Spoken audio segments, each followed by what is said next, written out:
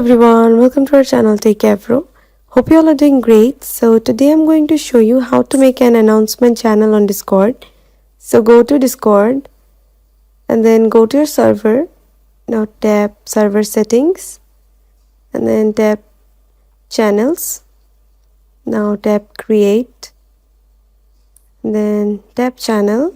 Now name your channel announcement and then change your channel type to announcement and then tap create, and then go back to your server and make your category text channel so that you can text over there. So now go to your channel and then here you can see your announcement channel is ready.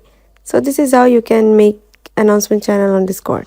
So thanks for watching. Hope this video helps you. Don't forget to subscribe to our channel and don't forget to hit the bell icon button. Bye bye.